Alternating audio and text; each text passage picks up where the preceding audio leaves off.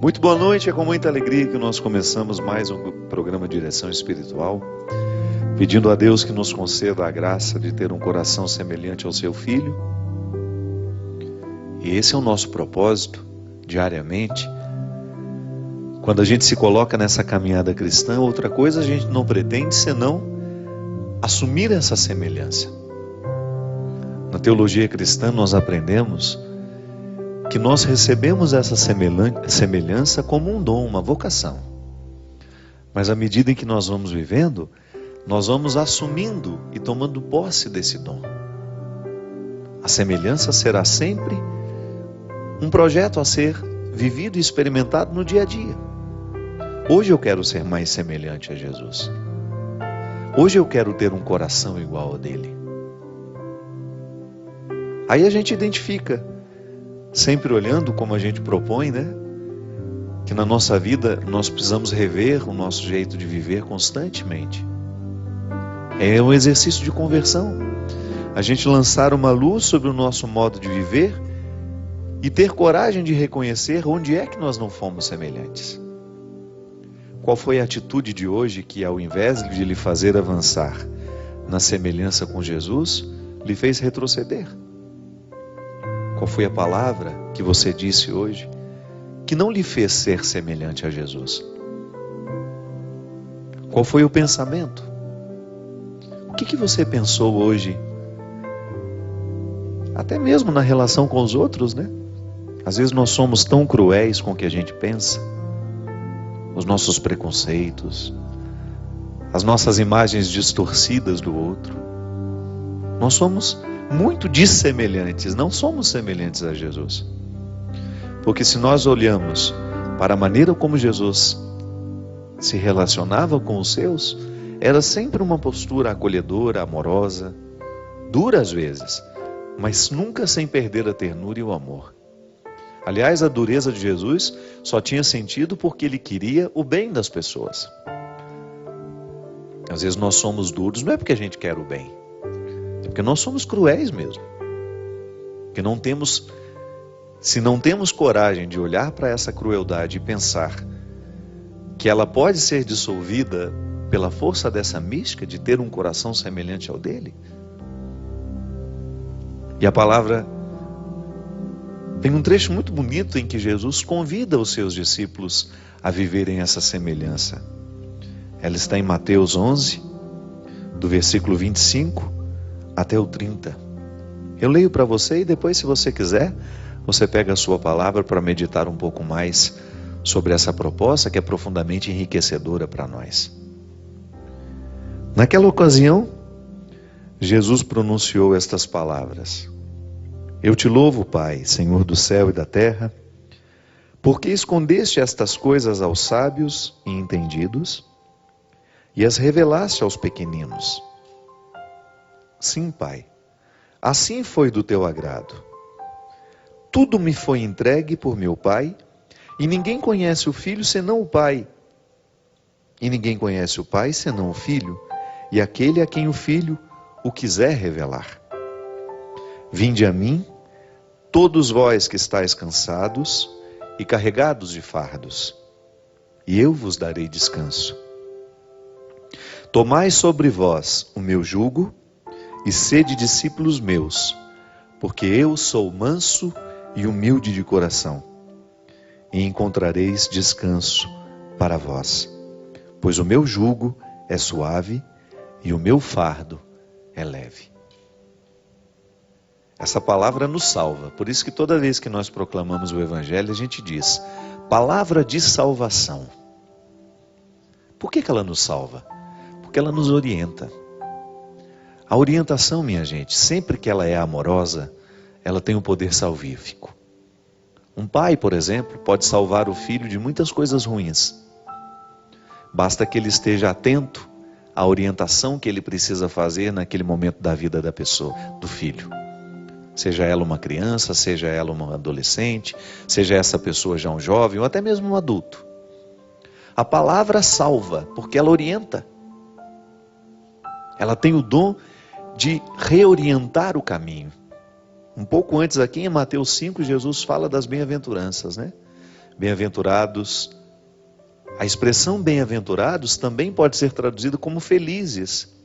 E ainda pode ser compreendida como bem encaminhado. Então a palavra de Deus tem o poder de nos salvar porque ela nos orienta. Por isso ela é palavra de salvação. Eu sou salvo toda vez que sou orientado a agir de um jeito certo. Toda vez que eu tenho condições de escolher melhor, eu estou sendo salvo. Eu tive um momento da minha vida, por exemplo, que eu fui salvo das drogas. Estava um pezinho assim, para entrar no contexto da droga. Pode ser que você tenha vivido a mesma experiência que eu. Como é que eu fui salvo? Através de uma palavra conselheira. Você sabe por que eu entrei no seminário? Porque eu sempre tive vontade de ser padre.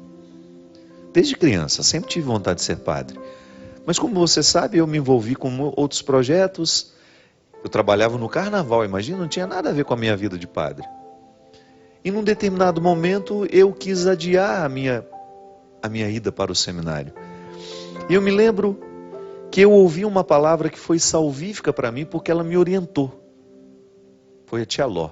Ela é uma querida amiga que me acompanhou. Foi uma mulher muito presente na minha caminhada espiritual. O nome dela era Luzia. Já faleceu a tia Ló. E eu frequentava muito a casa dela, porque eu sempre tive a mania de gostar de conviver com gente mais velha do que eu. Então eu era muito amigo da Valéria, filha dela, amigo do Paulo César. Eram meus amigos no meu dia a dia, porque tinha mais ou menos a mesma idade que eu.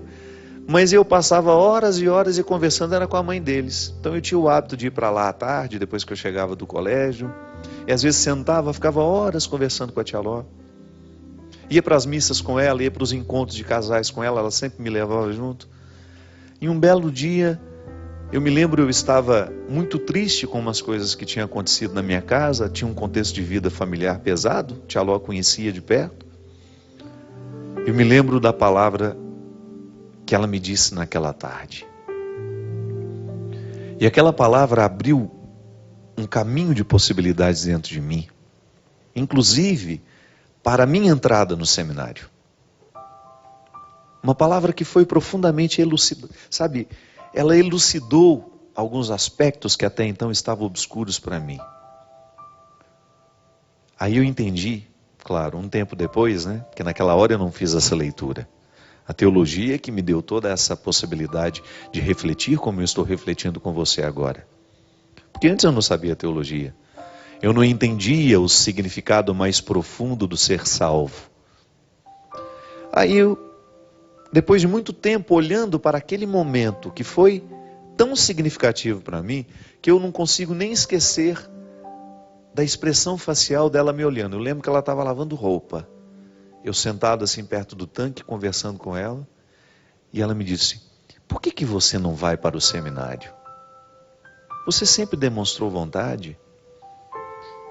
Por que você não dá um tempo para Deus agir na sua vida? E quem sabe Ele lhe comunicar aquilo que Ele quer e que dentro da sua casa está difícil de você ouvir. Eu me lembro que eu chorei, estava fragilizado com os problemas que estava vivendo. Mas naquela hora, Deus me salvou através da tia Ló. Aquela palavra me orientou. Tanto é que eu tomei a decisão ali e vou mesmo. Até quis adiar para o ano seguinte, mas naquela mesma semana, o Padre Maurício chegou lá na quadra da escola de samba onde eu trabalhava, me lembro direitinho. E me assustou com a presença dele, né? E aí, rapaz, vamos embora para o seminário? Imediatamente eu lembrei do que a tia Ló tinha falado para mim, de todo aquele contexto de salvação, Padre Maurício me salvando ali naquela hora, né? Porque ele se interessou por mim. Quando ele recebeu o comunicado que eu não iria mais, que eu iria deixar para um próximo ano, ele não se contentou com aquela resposta, ele foi atrás de mim. Ele foi me procurar, quis saber de mim por que eu não iria. E ele não chegou perguntando, você não quer ir mais? Ele chegou com uma proposta muito interessante. E aí, rapaz, vamos embora para o seminário? Porque o Padre Maurício sempre teve uma habilidade muito grande de lidar com aquela faixa de idade que eu tinha naquele momento, né? Eu sei que ele é um homem que gosta de seres humanos, ele gosta de gente. Por isso ele é um grande formador, por isso ele é um grande homem, é um grande orientador. Eu tenho uma admiração profunda pelo Padre Maurício e tenho uma gratidão eterna a ele, por saber que naquele momento ele se interessou por mim, ele procurou por mim e fez comigo o mesmo que a tia Ló tinha feito naquele dia, me salvou de uma situação, porque me orientou. Quando a palavra nos orienta, minha gente, ela cria dentro de nós um contexto de redução da ação do que é maligno em nós. Volto a dizer, eu tive muito perto de usar drogas, antes da minha entrada no seminário, é claro. E não entrei, por quê? Porque eu ouvi alguém também que me disse, que me salvou através de um conselho, que me orientou e que me falou assim, para que isso? Você vai ter tantas coisas boas para viver na vida. Se você experimenta essa droga agora, você está abrindo uma porteira que depois talvez você não tenha condições de fechar. E nós não podemos nem imaginar o que acontece na vida de um jovem quando ele abre essa possibilidade.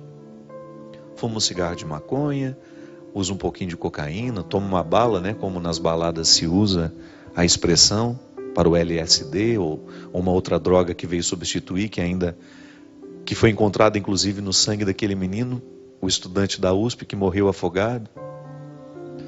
Quando nós abrimos as portas do que é ruim, a gente se perde. Mas quando uma palavra nos orienta e reata dentro de nós esse compromisso com a vida que todo ser humano deveria zelar para manter, a gente é salvo. Então a palavra é salvífica. A palavra tem o dom de nos colocar dentro de um contexto de transformação, de mudança, que significa também salvação. Por isso que é bom a gente ouvir pessoas que estejam comprometidas com o bem da gente. Ela não vai nos enganar. Por isso é bom conviver, trabalhar, dividir a nossa vida com pessoas que estejam comprometidas com o nosso bem. Porque você vai fortalecendo dentro de você essa salvação. Há muitas pessoas que estão interessadas na nossa perdição, porque não nos amam. Não estão comprometidas com a nossa verdade pessoal, não estão comprometidas com o nosso projeto de vida, nos tratam de qualquer jeito. Agora aqui, nesse contexto desse evangelho, Jesus está propondo uma salvação muito interessante para os seus discípulos. Ele sabe, ele conhecia os defeitos de cada um. Ele sabia muito bem das mazelas que cada um levava dentro de si. Eram homens frágeis, fracos como nós, como eu, como você. Às vezes a gente olha para os discípulos e nós pensamos que eles eram seres superiores, né? Por isso foram escolhidos. Não. Ali todo mundo pecava do mesmo jeito que nós pecamos. Cometiam erros da mesma maneira como nós cometemos. Não havia ali uma seleção. Aliás, se você for ver a seleção de Jesus, ele não teve critério nenhum, porque ele só chamou de gente que não prestava. Agora, o que ele falava, a maneira como ele era amigo, como ele era próximo daquelas pessoas, era o tempo todo estabelecendo uma conexão para que a salvação acontecesse na vida daquelas pessoas. Ele tem também uma expressão: hoje a salvação entrou nessa casa. Por quê? Porque aquela família foi reorientada. Aquela família foi tocada por uma palavra que provocou nela a mudança. E o que nos salva são as mudanças que nos tornam melhores. E quando Jesus convida esses homens e mulheres que seguiam-no a terem um coração semelhante ao dele, ele não estava propondo um fardo. Ele estava propondo um privilégio. Que às vezes a gente pode ter essa compreensão equivocada de que Deus está nos propondo um fardo. Não. Deus está nos entregando um privilégio. Ter um coração parecido com o dele. E é possível, é. A graça atua em nós. E nós assumimos a responsabilidade de lapidar essas mazelas, de cortar esse mato que cresce, né, na personalidade da gente, que ofusca a semelhança. Aí sim é possível eu ter um coração semelhante ao dele. E quando é que eu vou obter as graças de ter um coração semelhante ao dele? Quando a vida for difícil, gente. Essa música que está aqui no CD Solo Sagrado, que eu compus de maneira especial para a Festa da Misericórdia, é um roteiro. Quando alguém me ofender, então não é quando alguém me elogia que eu aprendo a ter um coração semelhante ao dele. É quando alguém me ofende, quando alguém me machuca, com um gesto, com uma palavra, quando alguém me trai, quando a cruz da solidão pesa sobre mim, quando alguém me injustiça, quando alguém me calunia, quando alguém olha, para nós, faz uma fofoca, uma calúnia, quando alguém nos desrespeita, é nessa hora que nós vamos ter a necessidade de ter um coração semelhante ao dele. Para quê? Aquilo que nos injustiça, aquela palavra que nos fere, que nos machuca, não tenha o poder de nos fazer perder a direção. Aí então a gente preserva o contexto da salvação, porque a vida cristã não é outra coisa senão você zelar diariamente pelo contexto da sua salvação. Tome posse disso. Ser salvo consiste em você zelar pelo contexto da sua salvação. Aí você olha para a vida que você vive, as pessoas que têm autoridade sobre você, influência sobre você, os livros que lê, a música que escuta, o programa que assiste, aquilo que a gente deixa guardar na cabeça e no coração. Esse é o contexto da sua salvação ou não. É o contexto também, pode ser o contexto da perdição. Não adianta. Não temos como negar. Este contexto humano é onde Deus pode agir ou ele pode ser privado de agir. É por isso que Jesus fala, e ele aconselha aos seus naquela época, que a gente precisa ter um coração semelhante ao dele. Porque se a gente luta para ter esse coração semelhante ao dele, a sabedoria vai nos ajudar a discernir se o contexto está favorável para a salvação ou se o contexto está favorável para a perdição. Particulariza essa palavra hoje. Pensa o que essa palavra representa na sua história hoje. Olhe para o contexto mais íntimo da sua história hoje. Particulariza isso. Você está hoje enfrentando, enfrentou situações, estabeleceu vínculos hoje que favorecem o contexto da sua salvação ou favorecem o contexto da sua perdição? É possível ser muito concreto nessa reflexão. Ter o coração semelhante ao de Jesus pode nos parecer uma coisa cândida, distante de nós. Isso é para os beatos, não. Ter um coração semelhante ao dele é ter um coração que seja capaz de zelar pelo contexto da nossa salvação. E volto a dizer, nós não estamos falando apenas de uma salvação escatológica para depois da morte. Também. É que ela, na verdade, é apenas uma consequência do viver bem. Às vezes eu encontro pessoas que estão muito preocupadas com a salvação escatológica, com a salvação depois da morte, e esquecem de viver bem as suas vidas. E isso é naturalmente contraditório. Eu não preciso nem me preocupar com a salvação depois da morte se eu vivo bem a minha vida. Se eu zelo pelo contexto da minha salvação, se eu não permito que as estruturas diabólicas tenham ascendência sobre mim ou venham crescer dentro de mim, particularize isso. Olhe para o que essa palavra diz para você. Hoje é Jesus nos dizendo isso: vinde a mim todos vós que estáis cansados.